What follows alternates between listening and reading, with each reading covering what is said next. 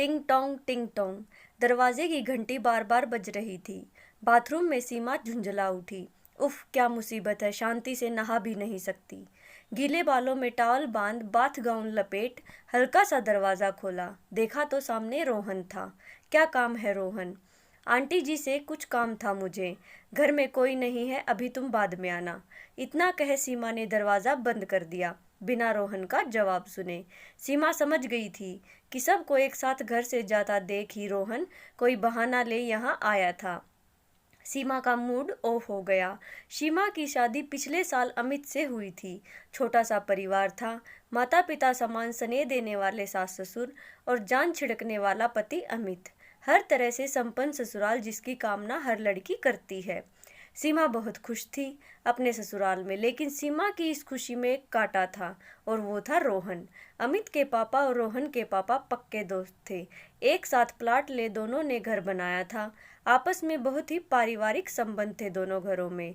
जब शादी कर सीमा ससुराल आई तो अमित ने ये कह रोहन से मिलवाया, सीमा ये है रोहन। कहने को तो ये वर्मा अंकल का बेटा है, लेकिन मेरे छोटे भाई की तरह है। मेरा सगा तो कोई भाई बहन है नहीं, इसलिए आज से रोहन ही तुम्हारा देवर है। अमित के इतना कहते ही रोहन सीमा के पैरों को छूने झुक गया। रोहन के हाथों के उन स्पर्श से सीमा असहज सी हो गई। वो चौंक के रोहन की ओर जब देखी तो रोहन मुस्कुरा रहा था। रोहन की नज़रें सीमा पे जमी हुई थी। एक स्त्री का सिक्स सेंस बड़ा कमाल का होता है।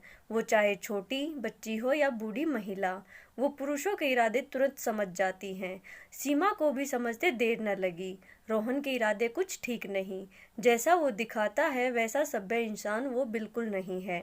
सीमा पूरा प्रयास करती कि वो रोहन से दूरी बना के रहे, लेकिन वो मौका ढूंढ ही लेता। दिन भर इसी ताक में रहता कब सीमा के पास जाने का उसे मौका मिले। नई नई शादी थी तो सीमा डरती कि यदि वो रोहन की शिकायत करे तो कहीं सब उसे ही गलत ना समझ बैठे। सीमा की चुप्पी रोहन की हिम्मत को बढ़ावा देती गई। पहले वो सिर्फ अपनी आंखों से सीमा को घूरता था, अब मौका बेमौका सीमा को छू भी लेता।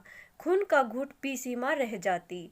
आज मम्मी जी के भाई की तबीयत खराब थी तो उनसे मिलने अमित और मम्मी जी पापा जी गए थे। रात तक सब वापस आ जाते। सबको एक साथ घर से निकलता देख रोहन बहाने से घर पहुंच गया था। थोड़ी देर बाद सीमा से झांक कर देखा तो रोहन वापस चला गया था। सीमा ने सबसे पहले घर के सारे खिड़की दरवाजों को बंद कर दिया। आज पता नहीं क्यों उसका दिल बहुत घबरा रहा था। अमित को फ़ोन किया तो पता चला मामा जी को आईसीयू में शिफ्ट किया गया है। देखो सीमा, हमें देर हो जाएगी आते आते, तुम खाना खाकर सो जाना। अमित, मुझे डर लग रहा है, सीमा ने घबरा कर कहा। अरे इसमें डरने वाली क्या बात है, अपने घर में हो तुम, अगर कहो तो रोहन या आंटी को भेज दूँ तुम्हारे पास रुकने। रोहन का नाम सुन सीमा डर गई। नहीं अमित, उसकी ज़रूरत नहीं है।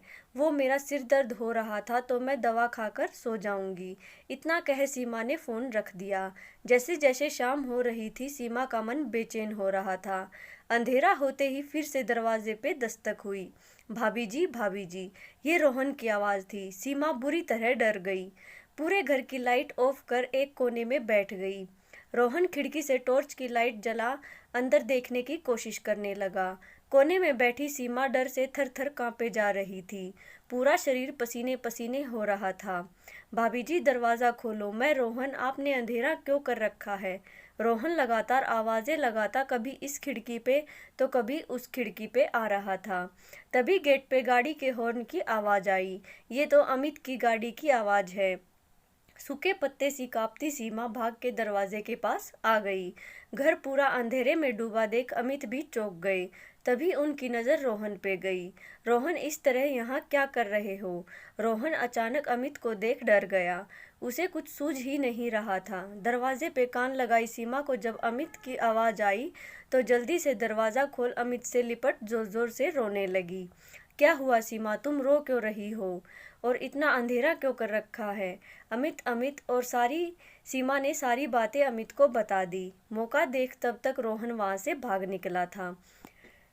सारी बातें सुन अमित को विश्वास ही नहीं हुआ। जिसको भाई जैसा माना उसने ही उसकी इज्जत पे हाथ डाला। अच्छा हुआ आप आ गए अमित, नहीं तो वो तो तुम्हारी तबीयत ठीक नहीं थी तो मैं जल्दी वापस आ गया। सीमा तुम डरो मत, अंदर चलो। सीमा को समझाकर अमित ने चुप कराया और तुरंत अपने पापा को फ़ोन कर सारी बातें बता दी। मम्मी जी और पापा जी ने वापस आते ही सबसे पहले रोहन के मम्मी पापा की को सारी बातें बताई। रोहन को माफ़ कर दो, अमित अपना भाई समझकर माफ़ कर दो। रोहन के मम्मी पापा अमित और सीमा के सामने हाथ जोड़े खड़े थे, लेकिन रोहन उसके चेहरे पे लेश मात्र का भी पछतावा नहीं था। माफ़ी मांग रोहन अपने पापा की डांट खा रोहन जैसे ही सीमा के पैरों पे झुका, सीमा एक कदम पीछे हो गई और एक करारा चांटा जड़ दिया रोहन के गालों पे। खबरदार जो मेरे पास भी आने की कोशिश की तो तुम्हारे जैसे लड़के थप्पड़ों से ठीक नहीं होते। तुम जैसे लड़कों की असली जगह तो जेल ही होती है। माफ़ कीजिएगा चाचा चाची जी, मैं आपके बेटे को माफ़ नहीं कर सकती। अमित, मैं इसे एक पल भी बर्दाश्त नहीं कर सकती। इसे ले जाओ मेरी नज़रों के सामने से। और अमित ने रोहन के खिलाफ केस कर उसे पुलिस के हवाले कर दिया।